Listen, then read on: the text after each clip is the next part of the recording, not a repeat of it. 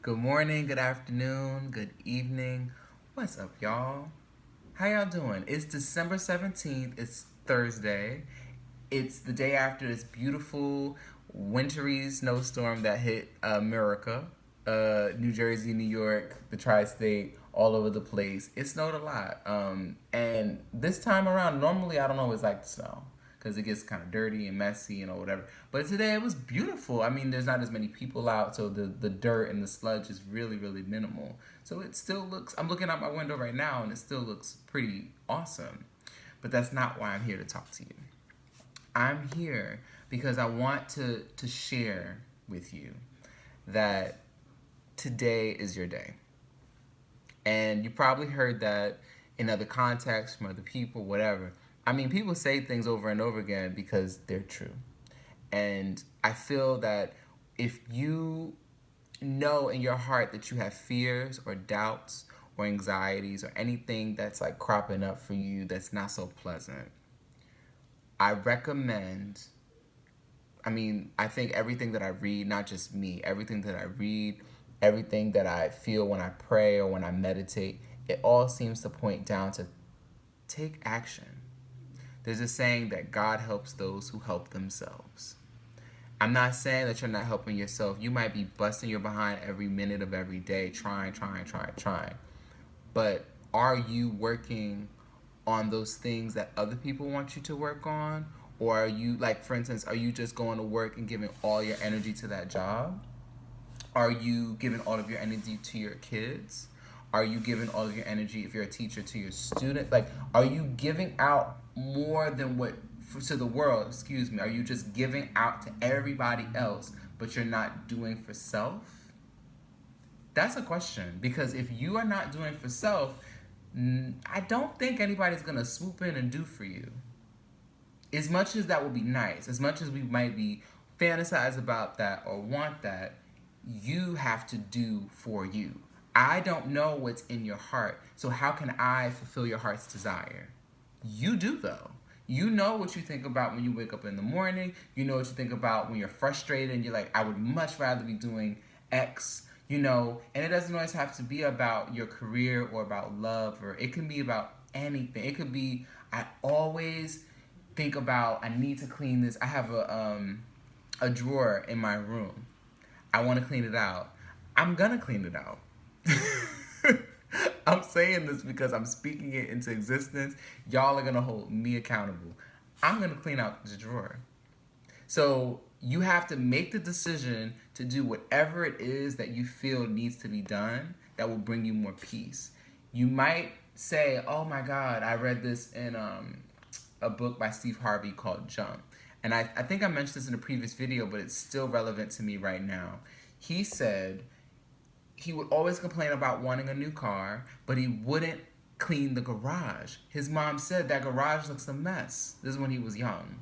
That garage looks a mess. And it clicked to him, I can't ask for a blessing if I haven't done the work to prepare for that blessing. So if you want more money, are you looking for jobs? Are you looking for ways to finance yourself? Are you looking for areas to cut out expenses? If you want love, are you loving on yourself? Are you being loving? That's a real question.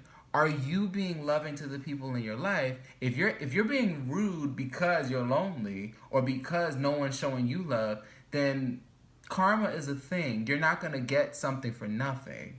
You need to show love to receive it. Whether that's romantic, familial love, respect. You got to give respect to get it. So the thing that you're missing might require more action from you. You want to be, to my dancer friends, you want to be more flexible. Do you stretch?